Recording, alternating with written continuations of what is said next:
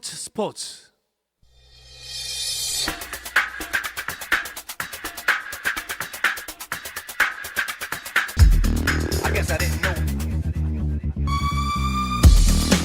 영국과 한국으로 가는 이원 축구 방송 이건 김정용의 해축 통신 시작합니다. 먼저 풋볼리스트 김정용 기자와 인사 나누겠습니다. 어서 오십시오. 안녕하세요, 김정용입니다. 네, 웨일스에서 축구 대표팀 밀착 취재를 하고 있을 것으로 예상되는 이건 축구 전문 기자도 연결합니다. 이건 기자 안녕하세요.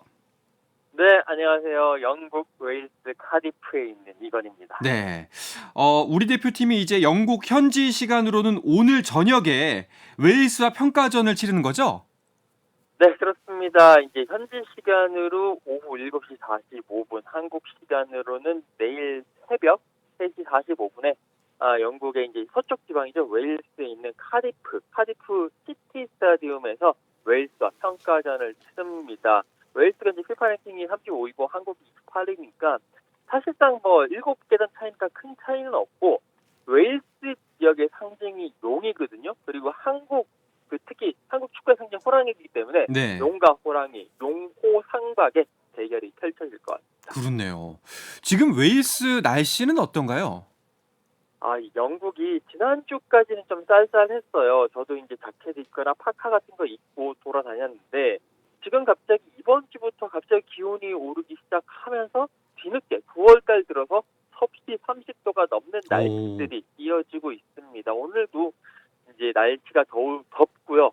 그래도 경기가 열리는 한 오후 7시 45분 현지 시간으로 그때 정도 되면 해도 떨어지고 기온도 떨어질 것 같아서 축구하기에는 정말 좋은 날씨가 아니겠느냐라는 예상을 하고 있습니다. 웨일스도 지금 우리나라랑 비슷한가 보네요. 진짜 갑자기 늦더위가 기승을 부리면서 낮에 굉장히 더운데 그래도 저녁 경기니까 다행이라는 생각이 듭니다. 우리 대표팀 같은 경우에는 그 현지 시간으로 5일부터 완전체로 손발을 맞췄다고 하죠? 네, 경기 이틀 전이죠. 현지 시간 5일 카디프 인터내셔널 스포츠 캠퍼스에서 25명이 모두 모여서 첫 훈련을 진행했다고 하는데요. 이 완전체라는 표현을 쓰는 건 다시 말하면 완전체가 아닐 때도 있었다는 얘기잖아요. 해외 평가전이다 보니까 현지에서 합류한 유로파 선수들이 먼저 와 있었고 그 다음에 한국에 있던 선수들은 인천국제공항에 모여서 함께 이동을 했는데 그래서 모든 선수들이 모여서 훈련을 진행한 건 경기 이틀 전부터라고 합니다. 네. 그 훈련이 이제 이틀 전부터 계속 이어졌을 텐데 이건 기자는 대표팀 훈련 현장에 계속 계셨나요? 네, 그렇습니다. 이제 이곳 시간으로 월요일날 이제 선수들이 들어왔고요. 저도 화요일부터 대표팀의 훈련 현장을 계속 따라다니면서 훈련 분위기 취재하고 선수들 컨디션을 체크를 했습니다. 일단 지금 대표팀의 주축을 이루고 있는 유로파 선수들 같은 경우에는 오랜만에 이제 한국까지 멀리 안 가고 12시간, 13시간 비행기 안 타고 손흥민 선수는 기차 타고 오고 황희찬 선수는 자동차 타고 오고 나머지 선수들도 한 2-3시간 안팎의 아주 짧은 비행을 통해서 영국에 왔기 때문에 컨디션 조절, 시차 이런 적응할 필요 없이 상당히 컨디션이 좋은 상태고 또 선수단의 전체적인 분위기가 상당히 좋고 화기애애하더라고요. 그러면서 상당히 이제 이번 경기 그리고 또 이틀 사우디아라비아의 경기까지 이연승 달려보자라는 그런 마음가짐으로 지금 좋게 준비를 하고 있습니다. 분위기가 좋다니 다행인데 사실 그 부상 소식이 좀 있어가지고 사전에 걱정을 많이 했는데 그래도 회복하고 각자의 팀에서 상승세를 보이고 있어서 다행입니다. 네, 그렇습니다. 유로파 선수들이 대체로 상승세라서 이번 예. 경기에 대해서 기대가 크고요. 특히 경기 직전 A매치 직전 소속팀 경기에서 토트넘의 손흥민 선수가 해트트릭을 달성을 했고 그밖에 한국 선수들의 골 소식이나 도움 소식이 많았고요. 그리고 이제 부상 우려가 좀 있었던 선수, 예를 들면 김민재 같은 선수들도 멀쩡하게 소속팀 경기를 소화하고 왔습니다. 그리고 최근 거치가 화제였던 황인범 선수도 최근 훈련 기간이 좀 없어서 많이 우려를 했는데 직접 인터뷰에서 전 소속팀에서 훈련을 오랫동안 하다가 잠깐 비운 거고 그리고 개인 훈련도 꾸준히 했기 때문에 내 몸 상태에 문제가 없다라고 아마 이건 기자가 인터뷰를 했던 것 같은데 네. 네, 직접 얘기를 했거든요. 네. 그래서 한국 선수들은 대체로 좋은 컨디션으로 경기를 할 수 있을 것 같습니다. 그렇습니다. 황희범 선수 말씀하셨는데 거치 문제가 결정이 됐잖아요.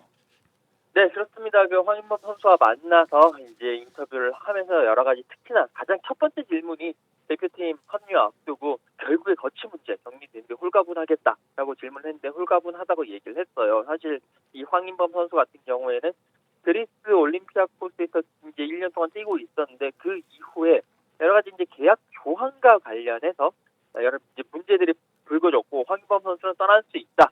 그리고 이제 올림피아코스는 떠날 수 없다. 떠나려면 돈을 좀 더 많이 내라. 뭐 이런 식으로 제가 분쟁이 있었습니다. 이제 이런 상황에서 세르비아의 명문인 츠르베나 지베즈다.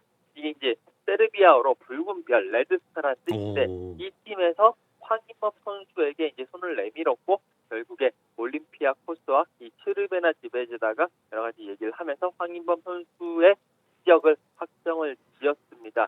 이 츠르베나 지베즈다는요.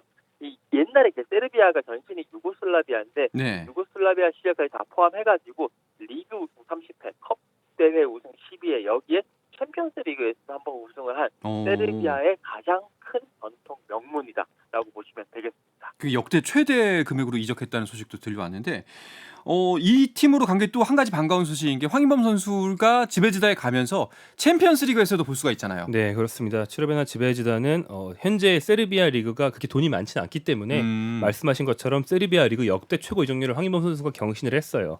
하지만 그렇다고 이 리그 역대 최고 선수는 아닌 게 자국 선수. 아까 이제 이건 기자 얘기하신 965 시절 또 세르비아 시절에 굉장히 뛰어난 선수들이 많이 배출됐거든요. 네네. 그 우리 치로 끝나는 뭐 발카네, 뭐 호나우두 뭐 이런 사람들이 있었잖아요. 네, 무슨 치. 네, 예. 뭐 위아일로비치, 사비체비치 네. 이런 사람들을 많이 배출한 그런 명문입니다. 그래서 챔피언스리그 우승을 한번 한 적이 있고요. 이번 대회에도 참가를 했는데 재밌는 게 같은 조에 맨체스터 시티 그리고 독일의 라이프치히 이런 굉장히 강팀들이 있는 조에 들어갔거든요. 츠르베나 지베즈다가 조 2위 이상을 해서 16강 가는 건 거의 불가능에 가깝지만 맨시티전, 라이프치히전 이 각 팀당 2번씩 하면 총 4경기에서 자신을 얼마나 증명하느냐에 따라서 전 유럽에 드디어 이름을 떨칠 수 있는 그런 기회가 왔습니다. 그렇네요. 자, 그리고 아까 뭐 이제 상승세를 언급하면서 가장 먼저 언급이 됐던 손흥민 선수 직전에 바로 해트트릭을 달성을 하고서 그 대표팀에 돌아왔습니다. 손흥민 선수는 손톱이라고 하는 최전방이 맞는 걸까요? 네, 이번 경기에서 소속팀 토트넘이 예. 주전 공격수였던 히샤를리송이 시즌 개막 이후 계속 부진했기 때문에 손흥민 선수를 전방으로 올리고 히샤를리송을 이제 선발 라인에서 제외를 했어요. 근데 강수를 둔 셈인데 완벽하게 먹혔습니다. 네. 손흥민 선수가 헤트트릭을 했을 뿐 아니라 손흥민을 중심으로 돌아가는 동료들의 공격까지 다 살아나면서 팀이 5득점을 하고 있거든요. 네. 그래서 이것 자체는 매우 성공적이었습니다. 근데 손흥민 선수가 원톱에서만 잘하는 건 아니고 앞선 경기들도 득점은 없었지만 측면에 배치됐을 때도 잘했거든요. 네네. 그러니까 손흥민 선수는 톱이든 뭐 측면이든 공격적 포지션에만 쓰면 어디든 굉장히 잘할 수 있는 뭐 만능 뛰어난 선수로 성장을 했다라는 걸 우리가 확인한 것 같고 뭐 클린스만 감독이 예전에 그런 말 한 적이 있어요.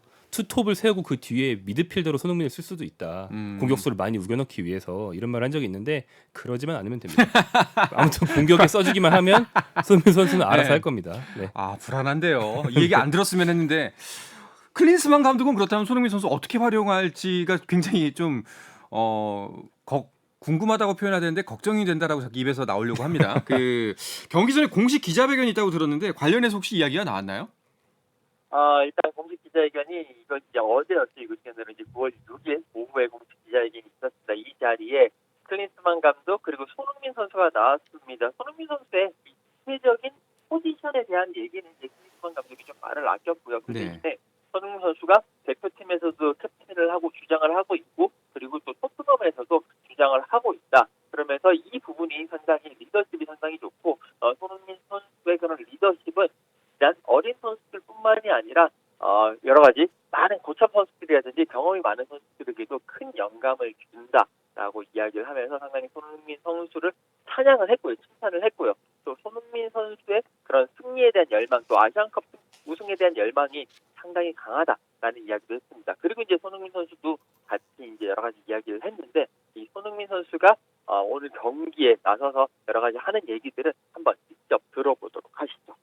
저희 실수로 또 4경기 동안 아직 승리가 없다는 점을 너무나도 잘 알고 있기 때문에 내일 어떤 경기를 의미하는지 선수들이 분위기만 봐도 좀 잘 아는 분위기인 것 같고 또 이런 부분들을 내일 경기장에서 잘 저희 플랜대로 잘 진행해서 경기를 꼭 승리로 장식하고 싶습니다. 사실 대표팀에서의 주장이라는 건 엄청나게 큰 영광이고 뭐 소속팀에서도 마찬가지지만 상당히 많이 도움이 됐고 또 가장 많이 도움이 됐던 거는 주변에 있는 선수들인 것 같아요.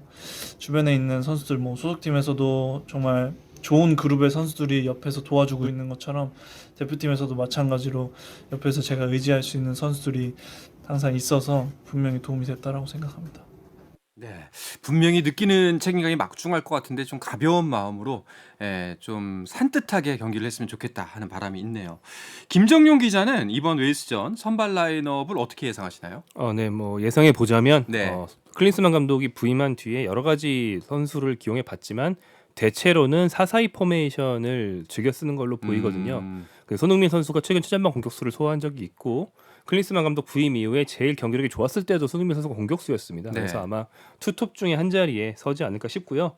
그밖에 최근에 유럽에서 경쟁력을 보여준 조규성이 또 스트라이커를 볼 수도 있고 뭐 컨디션이 아주 좋은 이재성, 황희찬 등을 측면 자원으로 쓸 수도 있고요. 네. 그래서 이 4-4-2라는 틀 안에서 굉장히 지금 컨디션이 좋은 선수들을 중점적으로 배치하지 않을까 생각이 됩니다. 네. 뭐 근데 사실 이번 라인업을 보면요. 정말 번쩍번쩍합니다. 반짝반짝 스타들이 모였는데 이 정도 라인업이면 승리해야 되는 거 아닌가요? 네, 그렇죠. 사실 최정예 멤버로 첫 승 도전하고 있는데 클린스만 감독이 앞선 3월, 6월 두 차례 소집을 통해서 4경기를 했는데 무승이에요. 네, 부임 이후 4경기 무승이라는 거는 최근 대표팀 감독으로서는 그렇게 흔한 일은 아니었거든요. 좀 굉장히 늦었습니다. 네. 그렇다고 해서 클린스만 감독이 좀 승패를 연연하지 않고 뭐 어떤 실험을 했는가? 그렇지 않았어요. 굉장히 연연했는데 못 이긴 거거든요. 그래서 이번 웨일즈전도 아마 이기기 위한 최정예로 나갈 가능성이 좀 높아 보이는데 그렇다는 거는 이번만큼은 이제 더 이상 미룰 수 없고 꼭 이겨야 되지 않을까 생각이 되고요. 만약 경기가 잘 안 풀리면 후반전에는 좀 조급해하는 모습도 나올 수 있어서 네. 뭐 그런 모습 나오기 전에 좀 일찍 승기를 잡았으면 좋겠습니다. 조급함이 좀 변수가 될 수 있겠네요. 사실 뭐 기존에 있었던 경기들을 본다면은 뭐 스포츠라는 게 당연히 마땅히 이겨야 되는 경기는 없습니다만 그래도 좀 아쉬운 장면이 많았던 건 분명한 사실입니다. 또 웨일스도 우리보다 피파 랭킹이 낮기는 하지만 만만하게 볼 팀은 아니라는 거죠. 이건 기자 같은 경우에는 오늘 경기 어떻게 예상하시나요? 일단 웨일스 같은 경우에도 상당히 이제 선수들의 면면들 중에 프리미어리그라든지 아니면 뭐 챔피언십이라든지 이쪽에서 뛰고 있는 선수들이 상당히 많습니다. 우리가 알고 있는 손흥민 선수의 동료인 벤 데이비스 선수도 이 웨일스 대표팀에 있고 이제 손흥민 선수와 동료가 되는 브레난 존슨 이제 노팅엄 포레스트에서 토트넘으로 이적한 이 선수도 웨일스의 최전방에서 공격수로서 뛰고 있습니다. 다만 지금 웨일스 같은 경우에는 이 경기보다도 다음 주 월요일에 있을 라트비아와의 유로 2024 예선전이 지금 중요하거든요. 그 네. 경기에서 지면 사실상 탈락이기 때문에 이 웨일스의 전체적인 팀 분위기는 그리고 제가 또 로페이지 그 웨일스 감독 기자회견 갔다 왔는데 이 경기는 좀 워밍업의 경기다. 워밍업 하는 경기고 라트비아전에 모든 걸 맞추겠다라고 이야기를 하면서 주전들을 좀 빼겠다라는 그런 인상도 좀 풍겼습니다. 그렇기 때문에 이 경기 아무래도 승리가 절실한 클린스만 감독의 대한민국 대표팀이 웨일스보다는 조금 더 승리할 가능성이 높지 않겠느냐 그렇게 예상을 할 수가 있습니다. 이 이야기도 안 들었으면 좋았겠다 싶네요. 예, 왠지 이겨도 좀 찝찝할 것 같은 느낌이 좀 들긴 합니다. 또 이제 우리 공격진에서도 번쩍번쩍하지만 수비진에는 철기둥 김민재 선수가 있지 않습니까? 아까 앞서서 단신에서 발롱도르 후보에 올랐다는 소식 들렸는데 이거 정말 대단한 거잖아요. 네, 그렇죠. 아시아 선수들이 발롱도르 후보에 오른 적은 여러 번 있습니다. 네. 손흥민 선수가 2번 있고요. 한국인은 그 전에 이제 박지성 또 설기현 등이 있었고 일본인 나카타 선수도 예전에 네. 오래전이지만 든 적이 있었는데 아시아 수비수는 처음입니다. 김민재가 처음이고 지난 시즌 이탈리아 세리에A에서 그때 소속팀이었던 나폴리가 우승을 하는데 중점적인 역할을 했고요. 그 결과 세리에A 최우수 수비수상까지 수상을 한 바가 있는데 그래서 당시 나폴리 우승을 이끌었던 주역 3인방, 그러니까 1등 공신 3인방이라고 할 수 있겠죠. 김민재, 오시멘, 또 흐비차 크브라첼리아 3명이 모두 후보에 들면서 네. 그 성과를 인정받았다고 볼 수 있겠습니다. 그렇군요. 알겠습니다. 또 이거 우리가 이제 경기 앞두고 있으니까 이 질문 꼭 들어가야 됩니다. 이건 기자, 오늘 몇 대 몇 예상하십니까? 네, 오늘 3대1 정도 한번 예상해 보도록 하겠습니다. 손흥민 선수 2골 1도까지 네. 구체적으로 가보겠습니다. 구체적으로 손흥민 선수 2골 1돔 좋습니다. 김정용 기자는요? 저는 뭐 2대1 정도? 저는 조금 더 어렵게 이길 것 같아요. 웨일즈가 아무리 힘을 빼도 한국이 어떤 압도할 수 있을까? 이런 우려가 좀 있습니다. 그래도 웨일스는 웨일스다. 네. 만만하게 볼 팀은 아니다. 알겠습니다.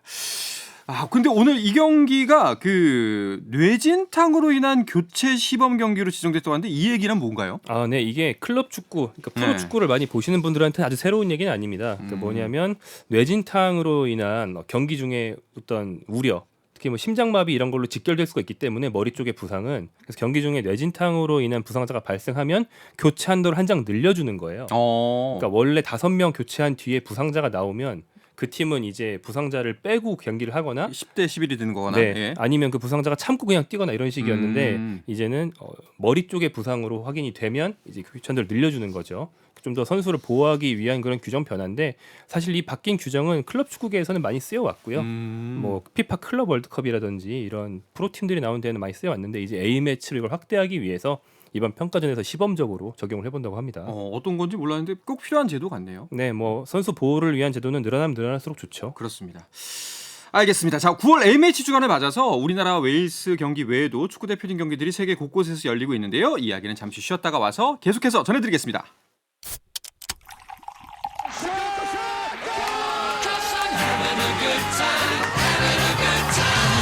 치열한 하루를 보낸 당신과 함께 마시는 짜릿한 스포츠 한 모금. 매일 저녁 8시 30분 한상원의 스포츠. 영국과 한국을 넘나드는 이원 축구 방송 이건 김정용의 해축통신 듣고 계십니다. 풋볼리스트의 김정용 기자 그리고 영국의 이건 축구 전문 기자와 함께하고 있습니다. 자, A매치 주간이기 때문에 각국 축구 대표팀이 각기 다른 목적을 갖고 A매치들을 치르게 되죠. 네, 그렇습니다. 한국을 비롯한 아시아 팀들은 대부분 평가전을 갖는데요.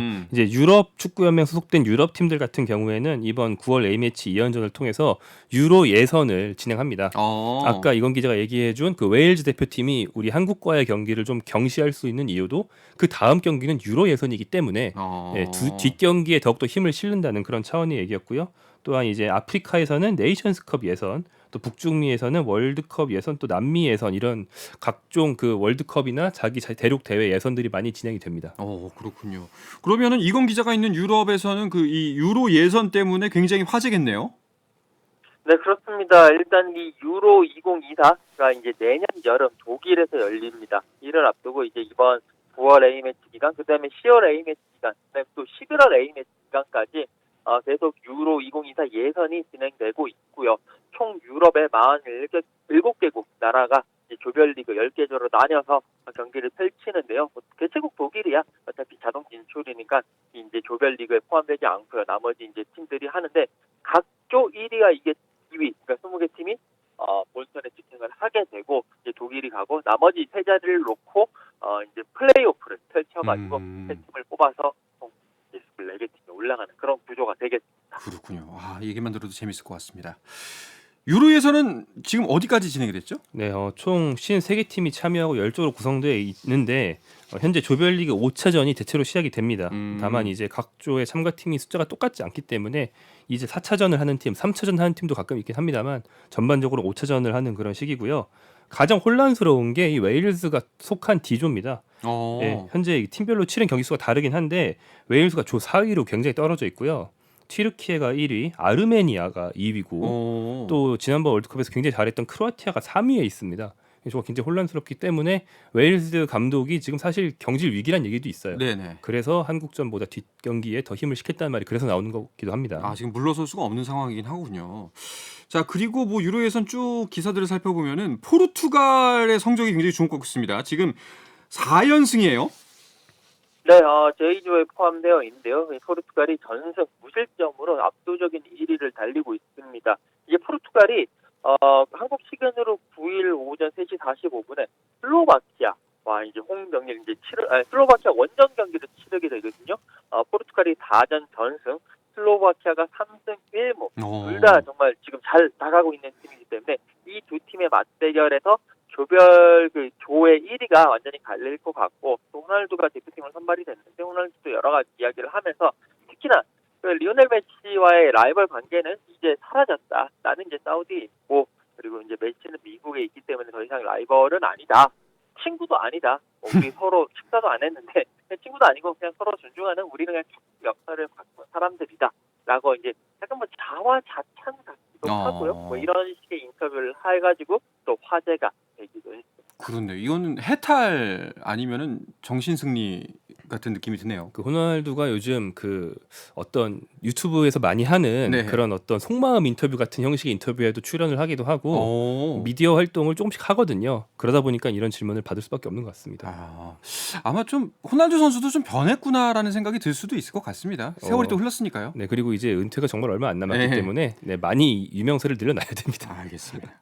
자, 유로에 또 어떤 매치업들이 예정돼 있나요? 네, 7일에 카자흐스탄과 핀란드의 경기가 있는데 네. 카자흐스탄 대 핀란드 그 유명한 팀이 아닌 것 같고 강팀이 아닌 것 같지만 이게 H조 1위 결정전입니다. 그래서 어느 팀이 진짜 돌풍을 일으키고 유로 본선에 갈지 가늠할 수 있는 그런 경기가 되겠고요. 8일에는 프랑스와 아일랜드의 빅매치가 있고요. 10일에는 우크라이나 대 잉글랜드, 11일에는 아일랜드 대 네덜란드 등의 빅매치가 기다리고 있습니다. 아니 이게 우리가 이제 보통 월드컵에서 이런 팀들을 주로 만나게 되는데 이 지형 치열한 지형 예선을 뚫고 오기 때문에 사실 만나는 팀이 늘 비슷비슷한 게 사실이잖아요. 네, 그렇죠. 근데 유로에서는 정말 다양한 팀들이 많은데 여기서 이변이 일어난다면 굉장히 재밌겠네요. 네, 또 최근에 유로가 참가팀을 좀 늘리는 추세라서 예전보다 이변이 많이 일어나기도 하고 좀 네. 다양해졌습니다. 이건 기자는 아무래도 영국에 계시니까 그 잉글랜드 대표팀 관련된 소식을 굉장히 많이 접하실 것 같아요. 네, 그렇습니다. 잉글랜드가 지금 유로에서 잘 나가고 있습니다. 잉글랜드가 4경기를 치렀는데 이제 4연승을 달리고 있고요. 이탈리아, 북마케도니아 이런 팀들, 특히 북마케도니아 6월 달에 열린 경기에서는 7대 0으로까지 승리하면서 상당히 상승세. 딱 4경기 치르면서 1실점밖에 안 했거든요. 그리고 이제 여러 가지 좋은 활약을 보이면서 이러고 있는데 이번에 9일에 잉글랜드가 우크라이나 원정을 떠나게 됩니다. 물론 이제 전쟁 때문에 우크라이나에서 하지는 않고 폴란드에서 경기를 치르게 되는데요. 이 경기를 통해서 5연승을 달릴지 여부도 상당히 관심사가 되고 있고 반면에 계속 말씀드리지만 웨일스도 영국의 일부니까 웨일스는 상당히 어려운 상황이기 때문에 조만간 라트비아와의 경기에서 패배하게 되면 감독까지 경질당하지 않을까라는 그런 위기 상황에도 있는 것이 사실입니다. 그렇군요. 확실히 이런 좀 주변 상황 이야기를 더 들으니까 오늘 이제 우리 이 시간으로 내일 새벽에 열릴 경기가 좀 더 재미가 있을 것 같습니다. 그리고 유로 예선처럼 대회는 아니지만 아시아 팀들 사우디와 일본의 평가전도 우리 입장에서는 굉장히 관심이 갈 수밖에 없죠. 네, 사우디아라비아가 세계적인 명장인 로베르토 만치니 감독을 선임했습니다. 이탈리아를 유로 2020 우승으로 이끌었던 감독인데 최근까지 이탈리아를 지휘하다가 돌연 사임했거든요. 그때는 개인 사정이라고 했지만 한 2주일 정도 있다가 거액의 연봉을 받고 사우디 지봉을 잡으면서 개인 사정은 이제 다른 직장의 러브콜이었구나. 그렇죠. 이런 그것도 생각을, 개인 사정이었죠. 네, 그런 생각을 하게 했습니다. 네. 근데 이제 사우디 같은 경우는 한국의 웨일즈 다음 경기 상대이기 때문에 맞아요. 더욱더 관심이 가는데 사우디아라비아 프로리그가 전 세계에서 스타들을 막 긁어 모았잖아요. 네. 호날두, 벤제마 엄청 갔는데 그러다 보니까 그 선수들이 자국 리그에서 사우디 대표 선수들을 벤치로 밀어낸 거예요. 사우디아라비아 대표팀의 주전 선수들 상당수가 지금 소속팀 경기를 못 뜁니다. 그래서 이 팀이 어떤 경기를 할지 이 모습을 좀 가늠해 봐야 그 다음 한국과의 평가전이 얼마나 유의미한 스파링인지도 알 수가 있거든요. 네. 그래서 사우디 경기는 그런 차원에서 좀 기대가 됩니다. 아이러니네요. 네. 오히려 어떻게 보면 정말 사우디의 전반적인 축구 수준이 늘어날 줄 알았는데 오히려 그 선수들이 벤치로 빠지게 되는 결과를 불러일으켰으니까요. 자, 그리고 이건 기자, 저희가 늘 궁금해하는 소식 중에 하나가 이강인 선수가 이제 부상 때문에 이번 대표팀에는 훈련에 합류하지 못했는데 회복 훈련을 이어가고 있다고요? 네, 정말 다행인 소식이었는데요. 이강인 선수가 말씀해주신 대로 허벅지 쪽을 다치면서 이번 대표팀에도 승선하지 못하고 여러 가지 좀 어려운 시간을 보냈습니다. 그런데 최근에 파리 생제르맹이 구단 소셜 미디어를 통해서 이강인 선수의 회복 훈련하는 장면을 공개를 했거든요. 여기에는 이강인 선수도 있고 또 파리 생제르맹 선수들 중에서 킴벤페라든지 테나스라든지 이렇게 자국 대표팀에 선발되지 않은 선수들이 있기 때문에 이 선수들이 소속팀에서 훈련을 소화하고 있는데 그 옆에 이강인 선수도 자전거 사이클링을 하면서 땀을 흘리고 있는 그런 모습이 나왔습니다. 아무쪼록 이강인 선수 빨리 회복을 했으면 좋겠습니다. 그러니까요. 이강인 선수의 회복 중요한 거. 왜냐하면 곧 항저우 아시안 게임이 있기 때문에 아시안 게임 대표팀에 이제 합류할 수 있을지가 굉장히 관건이지 않습니까? 네, 그렇습니다. 빠르게 회복하고 있다 하니까 일단 희망은 품을 수 있겠고요. 지난 3일에 이강인 선수가 직접 자기 소셜 미디어에 곧이라는 의미의 영어 순을 쓰면서 자기는 회복할 수 있다라는 암시를 하기도 했어요. 그래서 이강인 선수가 회복이 상당히 빠르다는 소식과 함께 13일 정도에는 이제 가늠이 될 것이라는 그런 소식도 있습니다. 얼마 안 남았습니다. 알겠습니다. 자, 좋은 소식 들리길 바라면서 이번 주 해축통신은 여기서 마치겠습니다. 이건 기자 계속해서 웨일스에서 수고해 주시고요. 승리의 기쁨 현장에서 만끽하시길 바라겠습니다. 오늘 고맙습니다. 감사합니다. 네, 풋볼리스트의 김정용 기자도 오늘 감사합니다. 네, 고맙습니다. 네, 내일도 저녁 8시 30분에 뵙겠습니다. 한상원의 스포츠.